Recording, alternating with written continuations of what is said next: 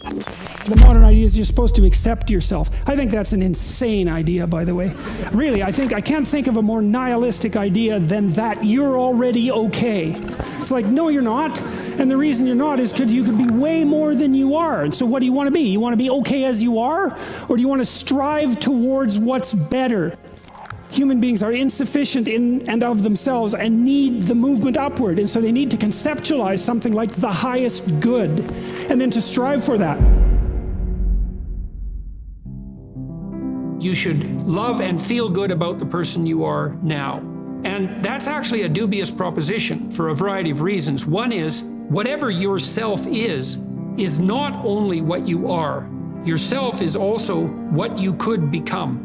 And so to love yourself properly is not only to love what you are, who you are, whatever that means, but to love who you could become. Now, one of the things I've observed is that it's very demoralizing for the typical young person who's miserable and maladjusted psychologically and socially if you just go to them and say, well, you should feel good about yourself, because they think you're good just the way you are. You're perfect just the way you are. You should accept yourself just the way you are. It's like, well, okay, so what does that say about who I should become? Is that just now off the table because I'm already good enough in every way? So am I done or something? What about who I should become? And then, well, how should I feel good about myself when I don't? Because I'm not getting along with myself. I'm anxious and hopeless and nihilistic and depressed, and I'm not getting along with other people. So how is it that that's all somehow something I should feel good about without being deluded? And these are complicated questions because you don't want to beat yourself with a stick, which might be the opposite of that. So, well, feel bad about yourself. It's like, no, be judicious and merciful with yourself and think that you need to accept yourself in some way, the way a mother accepts a child. But the maternal spirit is not the only spirit that governs the love that a child requires properly.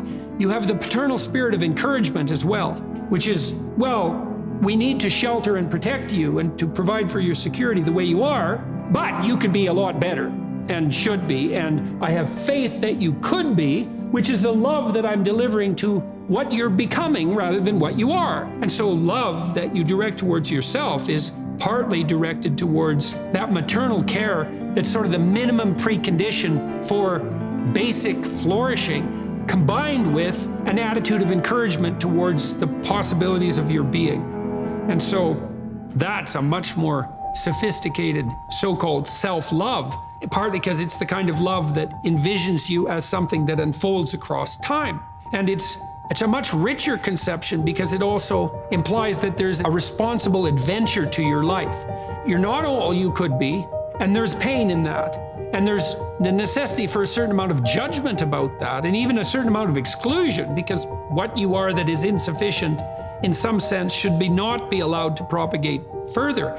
But if it's conjoined with encouragement, it's like, yeah, you're in a rough situation there, kiddo, but you know, here's some things about you that are virtuous and good, and they're pretty powerful actually, and if you just made those more manifest, you could dispense with a lot of this immaturity and misery, and you could expand yourself out into life physically and psychologically, and you could start walking this pathway that makes things better. And the thing is that as soon as you start walking the pathway that makes things better, then things immediately become better because your whole orientation changes. And you know, if you're in a bad place but you're escaping, that's pretty positive, even if it's a bad place. And you might think, well, it's still bad, but it's better. It's like, well, that's a lot better than a bad place that's getting worse. That's for sure, because that's hell.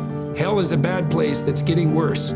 That's for sure. And so if you take the bad place and it's getting better, well, it's already not hell, that's a start. And so this notion of love, we've confused this with the maternal instinct for an infant. It's like, because an infant under 6 months, it's like, well, of course, your attitude towards an infant is you're exactly okay the way you are. But that's not what you do to any child that's older than 6 months. You start laying down some criteria for becoming, for improvement.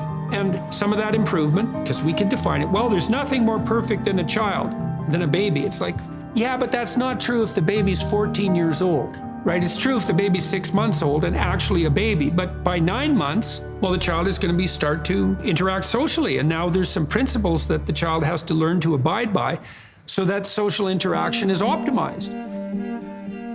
You want to take the infant who's entirely dependent and turn them into something that's autonomous and then socially integrated, and then socially integrated in a manner that's moving them towards individual responsibility. And the love is not only love that's devoted to what they are at any point, which is that encompassing maternal love, say, but the love that says, yeah, kid, you know, we're pretty happy you're around, but the new you is going to even be better. And that's encouragement, and that's part of love. It's half of love, that's for sure. And you want to direct that to yourself as well. It's like, you don't want to judge who you are so harshly that you just destroy yourself and everything is cast into the pit. You want to take a look at yourself and say, look, you know, you're a person among persons and you have intrinsic worth and you have your flaws, your sins, your domain of ignorance and inadequacy, but that doesn't mean that you're entirely worthless because of that. You have a base level value. That's the intrinsic worth, let's say, that's reflective of the fact that you're made in the divine image.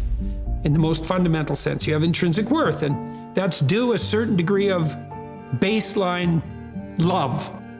But there's the becoming problem. It's like, well, especially when you're young, most of you is still in the becoming phase. And so why wouldn't encouragement be the hallmark of love? It's like, get the hell up, get your act together, adopt some responsibility, put your life together, develop a vision, expand yourself beyond the narrow confines that are causing your misery. And we think you can do it. You could do it, you should do it, the world would be better off if you did it, you'd be doing better if you did it, everything would work out better. Why would we not work to make everything work out better? And you're the person who could do it. And you tell young people that and they think, oh, no one ever told me that before in that way. And they think, well, maybe I should get my act together. And then they go out and try to get their act together. And they think, well, turned out that worked and I'm less miserable. I could try doing it a little bit on a broader scale. And they try that and they think, wow, people seem a lot happier with me. I have more friends and I'm more popular and I'm a little more physically attractive because I'm standing up a little bit straighter. And then away they go and unfold, man. Be a force for good in the world. And that'll be the adventure of your life. When you're getting ready in the morning, when you're working, or when you're simply looking to open your mind, download Mindset and listen to your favorite inspirational speeches of all time. Your brain is the most powerful weapon in the world.